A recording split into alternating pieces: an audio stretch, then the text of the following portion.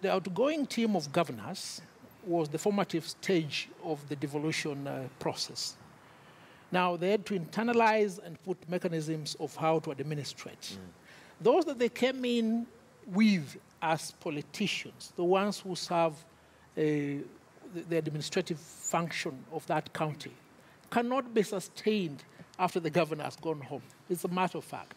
Now, those who are employed on a professional capacity, the engineers, the doctors, the teachers, those must remain. They cannot be victimized. That is the straight and narrow of this issue. But my primordial point has always been this. If you, as the electorate, set the bar so low, do not complain when the consequences of your decision comes to haunt you, because that is how the Kenyan society has been created. I really agree with you, my brother, on that one, because actually, if you are what it simply means, if you are a professional in a county government, or even in Kenya government, I think you just need to keep off politics and do your work. I tend to think that's why Madam Kobia, the head of Public Service Commission, was very clear that touch any public servant in your county government, then you are going out of the law. And I tend to think that is where people like even teachers who have found themselves in a very funny position. When their union leaders took a political stand, it means that it's as if the teachers have taken a political stand. And you know, they can easily find themselves victimized, or somebody can take them wrongly because they have identified themselves with a political, with a political team. So what we can say is this, and this is good advice. I think I'm also now reaching a place where I can give advice like my brother Nelson here. Free of charge. Free of charge. And Nelson, you can take it also.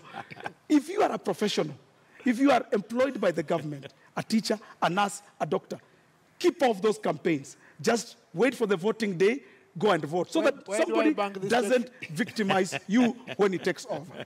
But now, when you say that we should keep off some of those campaigns, the other thing that we need to look at as we wind up is the nurses' strike, because this seems to also be a problem. As much as we have the MPs saying that they will not go with the SRC recommendation because it is kind of lowering their payments, we have the nurses who've been on strike now for 2 months. Nelson, do we have light at the end of the tunnel?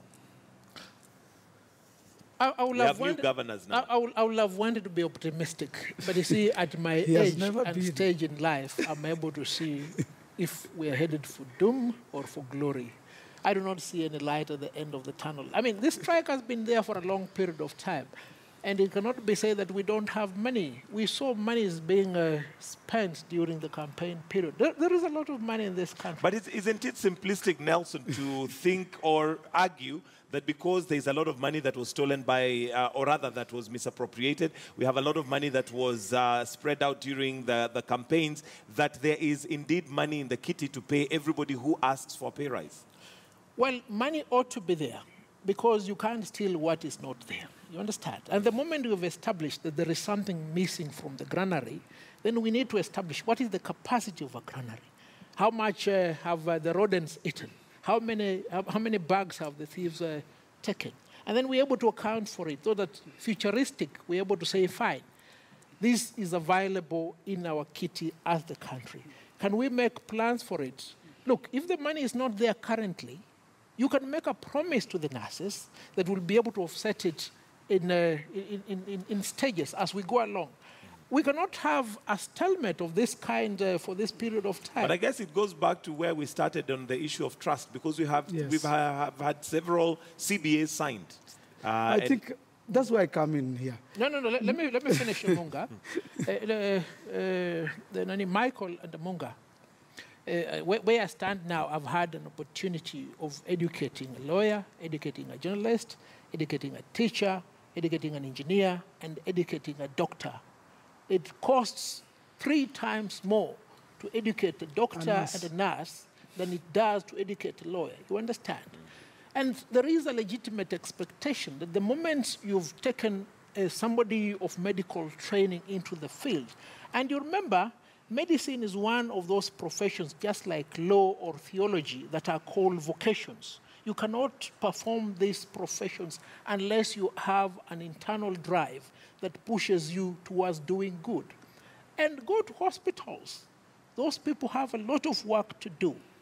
they need to be put in a comfort situation where it is not their responsibility every day to negotiate their salary. Their responsibility should be to preserve life as and when need arises. Yes. And this need always arises on an emergency basis. And if you are to ask me, the best example of how to deal with this situation is for those with power to make a call to Raul Castro and ask them how did they deal with Yes. this issue. You'll find a solution. But if we continue with the noise that is permeating the manner in which this topic is being handled, we are headed for a catastrophe. Doctors and nurses must be well paid so that they take care of our health. Doctors are at work. Doctors signed a CBA, and they did a good industrial action, a good strike. I've given thumbs up to Oluga Ouma, the Secretary General, for the work he did for the doctors. Doctors are comfortable. Please don't bring doctors into this debate. Nurses, look at Seth Panyako. This is a guy who has been wanting to take governorship of Kakamega County as a senator. He wants to be a senator in Kakamega County. This is using nurses for a political gain. Look at teachers. Teachers signed a CBA, which their own Secretary General said it was the best in the world. A few days ago, after the elections were over, he calls a strike. Now, I like the question you asked. Nurses have been signing CBAs. Nurses striked, signed a CBA, went to work. After a few days, came out and said, that CBA we signed has not been honored. The issue is this, and this is a question that Kenyans should ask themselves. Could these strikes that we keep seeing be politically instigated? Could they be having some political characteristics? Look at the leaders of these strikes. Look at, for example, the NAD Secretary General. He is already a nominated member of parliament. It's in the papers today. He's in parliament on opposition party. Look at Seth Panyako of the nurses. He wanted to be in parliament, or I don't know, wherever, on another opposition party again. So it simply means opposition politics have been brought into these matters of strikes.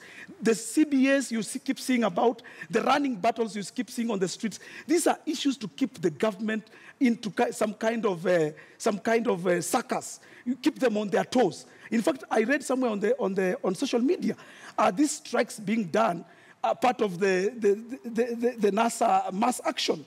Because every time you discover they are being run by people who are strongholds or who come from strongholds of NASA campaign team. Are we trivializing the NASA's situation? We are not. We are saying that nurses need to be paid. Nurses should be given their money. But the question we are asking is, nurses, you signed a CBA. And I like the President Uhuru Kenyatta, the way he spoke 2 days ago. He said, we have just taken over power. Some of these governors are new. Why can't you allow them, give them 3 months, 2 months, let them settle in office, then you come and negotiate with them? Because nurses fall under the county government. Okay. Give them a few days, let them take office. All right, Nelson, we need to wind up because of time. Your closing comments on basically just what we have seen happen this week and what we should be looking forward to as a country. I think as a country, we need to be looking forward towards progression in all sectors, be it in the judiciary, in the manner in which we conduct our elections, in the manner in which we treat those who serve us most, be they doctors, be they teachers, be they lecturers, be they our elected leaders. But the most important thing is we need to have a conversation on some of these things that may appear to be very inconveniencing. And that conversation cannot be attained in the manner that my colleague Amunga here always wants to pursue them, always attributing blame to the other side and saying that the reason as to why these things are happening in this particular way is because of NASA. No.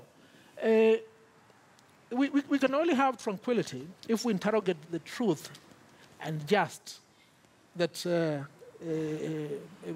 that is beneath any demand. Because not all declarations for war are intended to result in an altercation.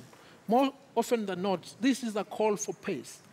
And the more you fold your fist, as it appears quite apparent from the group that is represented by my friend here, we will never have any sitting where issues are interrogated, where issues are framed, and a solution made for finality. We'll have a situation whereby we're always postponing a problem. And if you always postpone a problem, it will always be with you forever. All right, your closing comments. My comments are, Kenyans, the legal battle starts tonight. But we as Kenyans, local mwananchi like me, we go about with our hustle, we go about with our businesses. Let the lawyers and the judges do their work. I'm sure they'll give us their verdict. And whichever verdict they'll give us, life continues. Elections come and go. But we have to feed our families. We have to live our lives. Schools open on Monday. Take your child to school. Children, don't fear. There's a lot of security. Life is going on. Teachers, we are going to be in class. We're going to be teaching. Nothing can hinder this country from moving forward. So we are moving forward.